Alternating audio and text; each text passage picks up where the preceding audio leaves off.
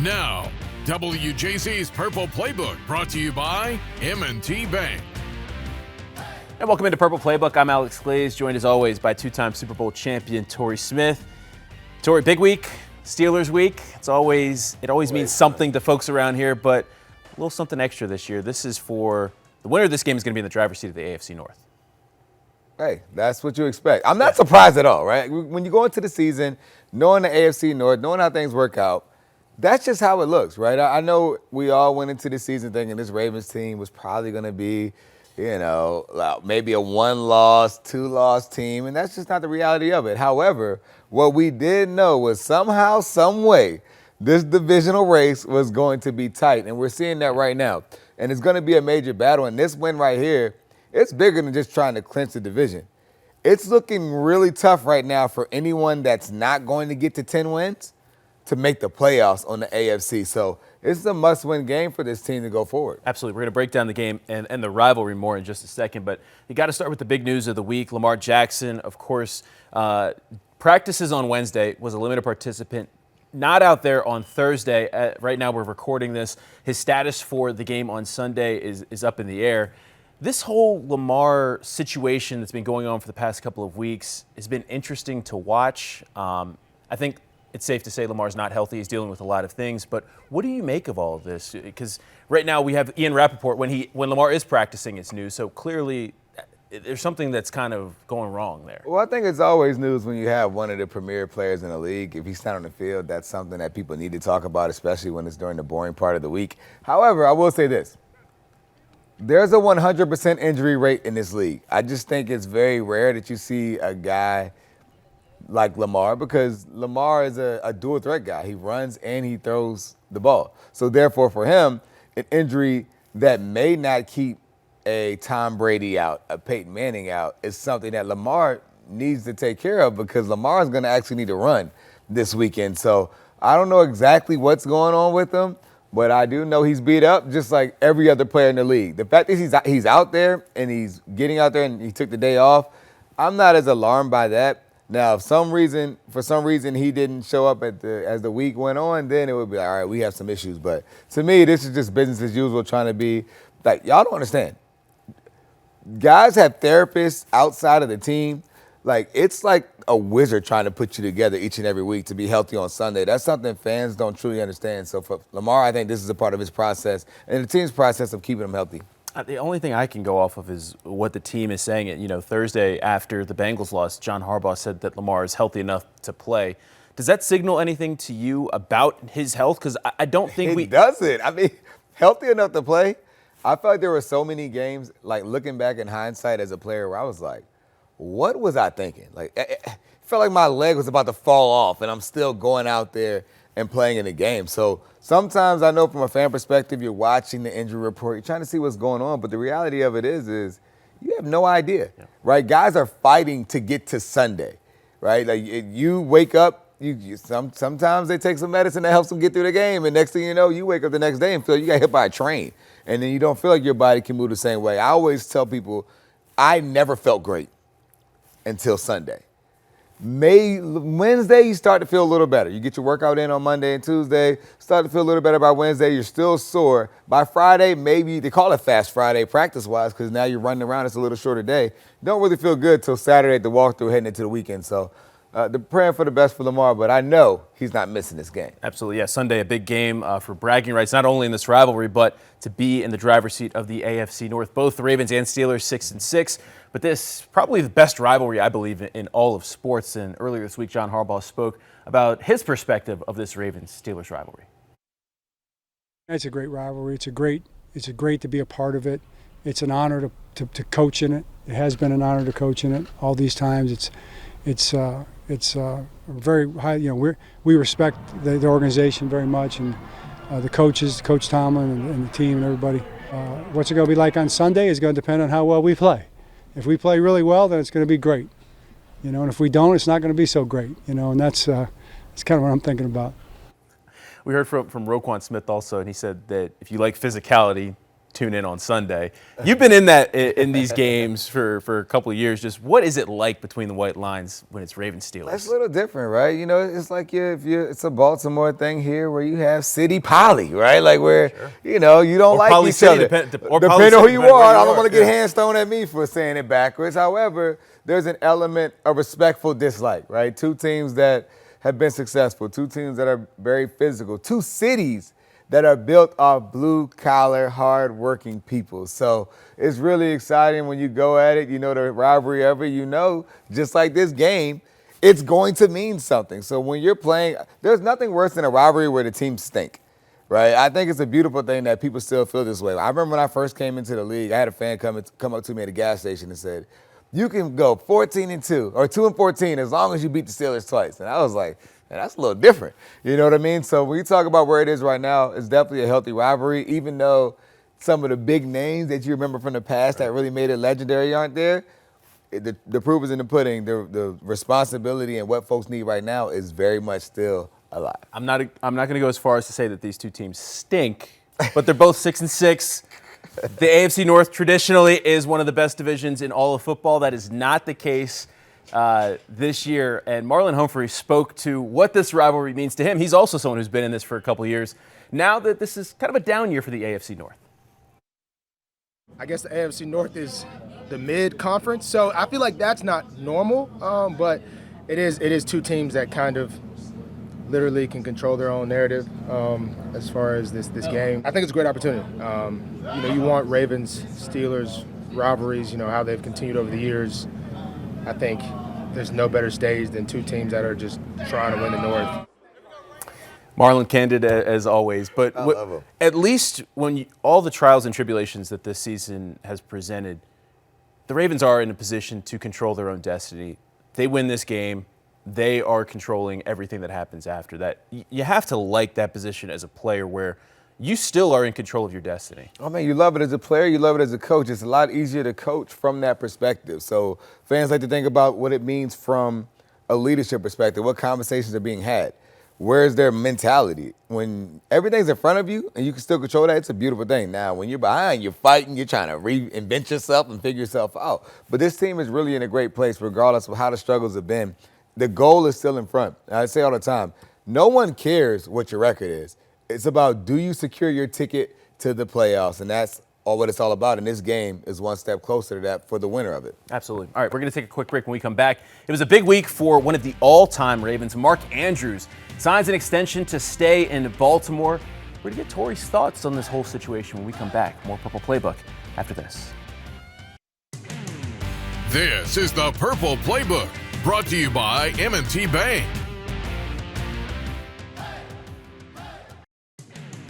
The winning prognosis, brought to you by LifeBridge Health. Care bravely. And welcome back to Purple Playbook. Torrey, a big week. Mark Andrews signs a 3-year extension worth reportedly just over $39 million. Woo. I mean, Mark is a guy that's been in Baltimore. I mean, he's the Triple Crown winner, right? He's the Ravens' all-time leader in receptions, receiving touchdowns, and receiving yards. Big deal to keep Mark Andrews home.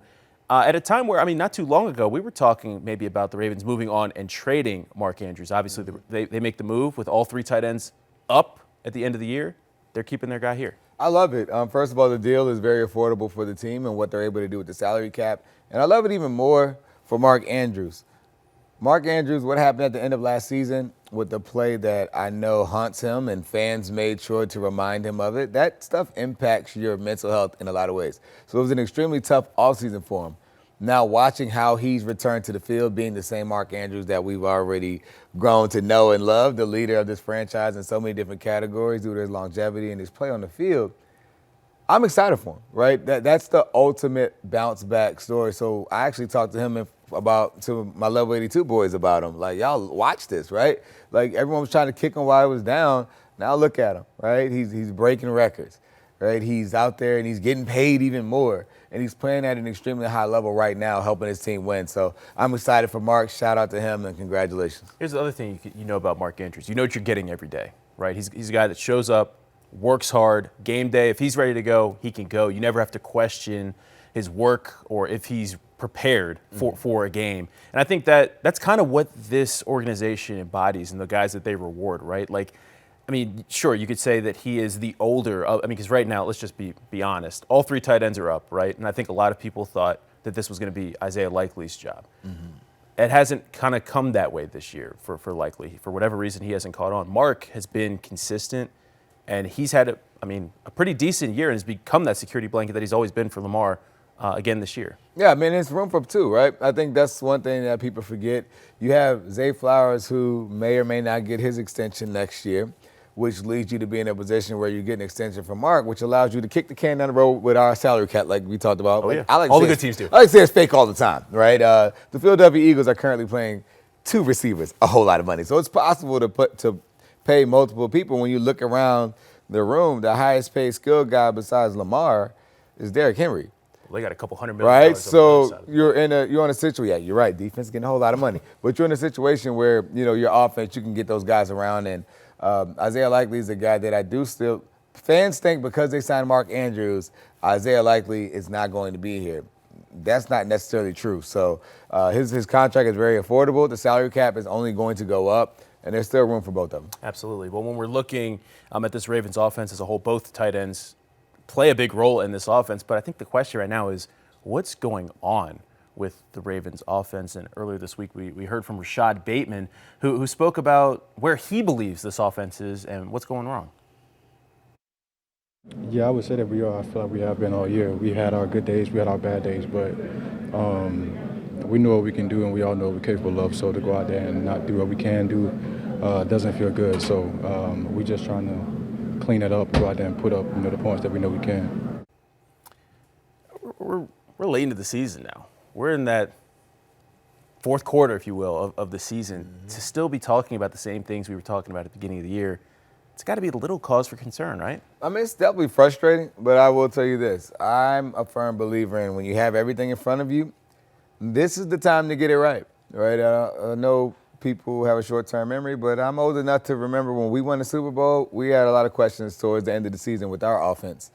And suddenly, we went on a tear, right? It's very possible. So with this team, it's kind of weird because at the beginning of the year, they were the number 1 offense in the league for the first few weeks, right? So it's like, hey, a lot of those injuries came on the defensive side of the ball. Not many came on the offensive side of the ball. So what really has to happen? And by the way, that was without Derrick Henry getting the ball the way Derrick Henry typically gets the ball. So it goes to show they have the ability to pass it. It's just about finding out their true identity. And I will continue to stand on the hill and say, no matter how well Lamar throws the ball, the Ravens are only as good as their ability to win up front. And as this weather changes, we know how much that impacts ball in the AFC North. I was talking to Keaton Mitchell this week, and I was just like, hey, what are you guys thinking about in the running back room when you're cutting on that Steelers-Bills tape? And he just kind of smiled a little bit and was like, if we do what we're supposed to do, could be another big game. Just is that kind of what you're expecting when we're talking about Sunday? I mean, this has to be a game, in my mind, where you're running the ball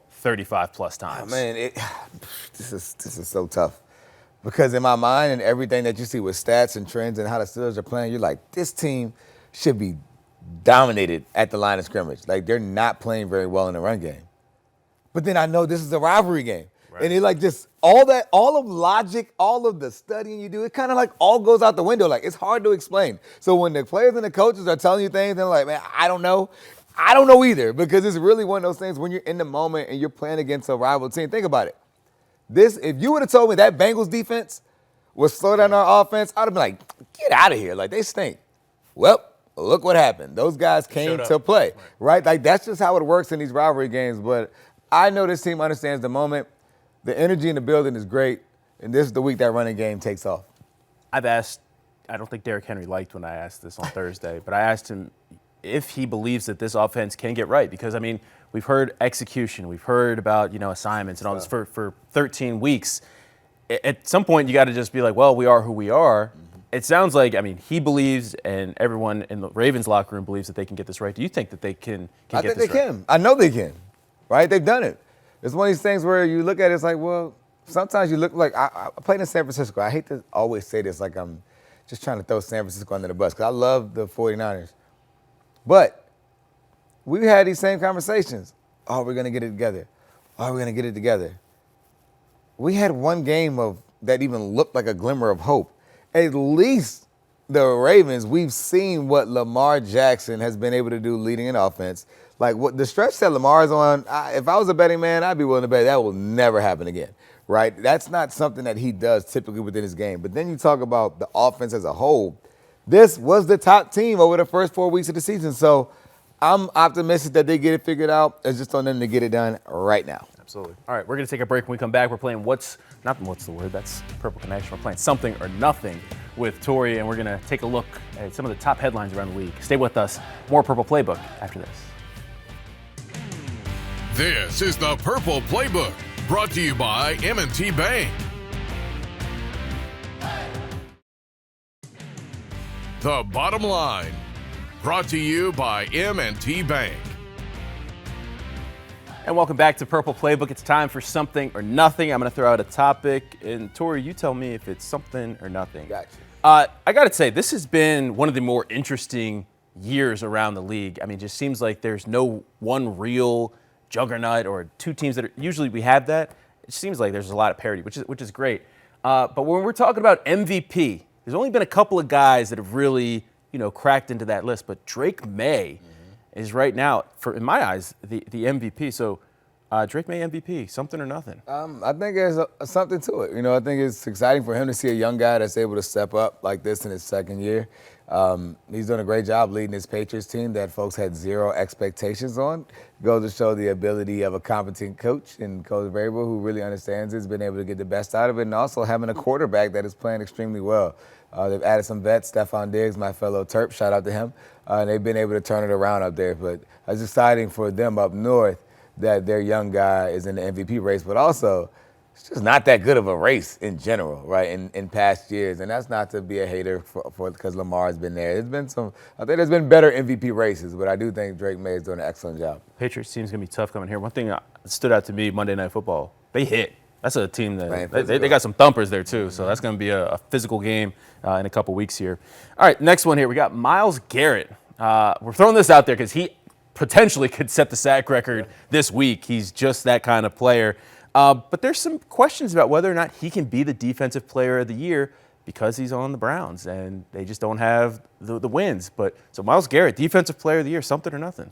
Something, and anyone that says it otherwise should lose their right to vote, just like the folks that blew it for Lamar last year. There's no way you could say that Myles Garrett is not the best player in the league. I mean, look at his arms. First of all, he should win for physique alone. He's the scariest football player. He looks like when guys say they play in the NFL, they think everyone looks like Myles Garrett. They don't. I don't. All right? So we talk about a guy like that. He's been on a tear this year. I mean, but he also goes to show that you could be the best individual player and your team can still stink, right? But he's doing his job. What he's seeing sack-wise, I mean, he's the fastest to, 19 in history, right? Like there's no one that's been on a stretch like him, and he's the best player in the league, and it's not even close on the defensive side of the ball. Some people might question why he's in Cleveland. I think there's 160 million reasons why he. Yeah, that's what you said last time, but I think he might have to use his trump card this spring to get out of there. He got to go.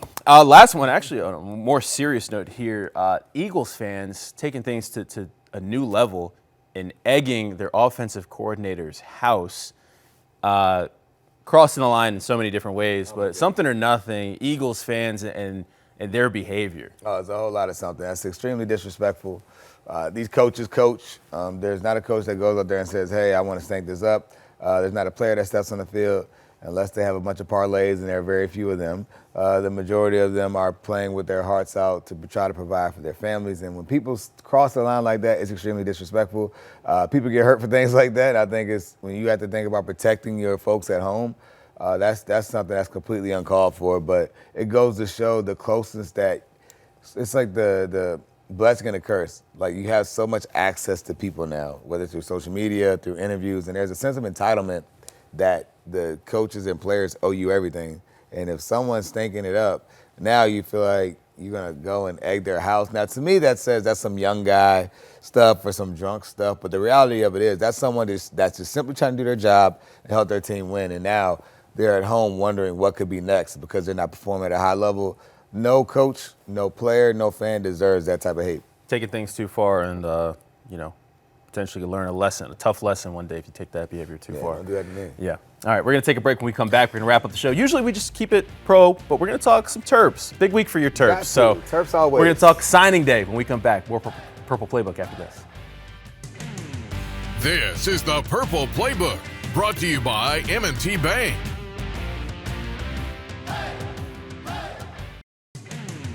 This is the Purple Playbook, brought to you by M&T Bank. And welcome back to Purple Playbook. As we wrap the show, got to talk about your Terps. Big week for Maryland football.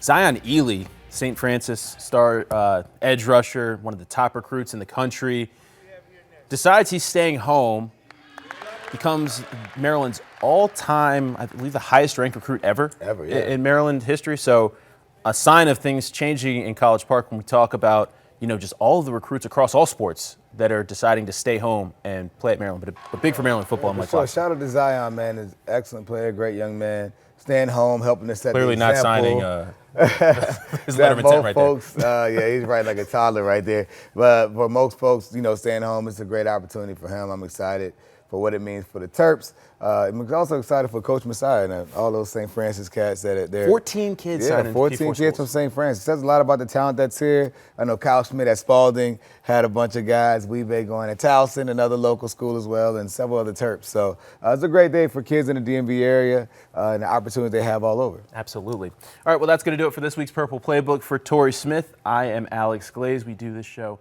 every Thursday, and we're going to be back next week. Hopefully talking about a Ravens team that's continuing a playoff push, because if they lose, it's going to make for a tough couple weeks for Don't speak that evil, all right? Positive thoughts only. Have a good night.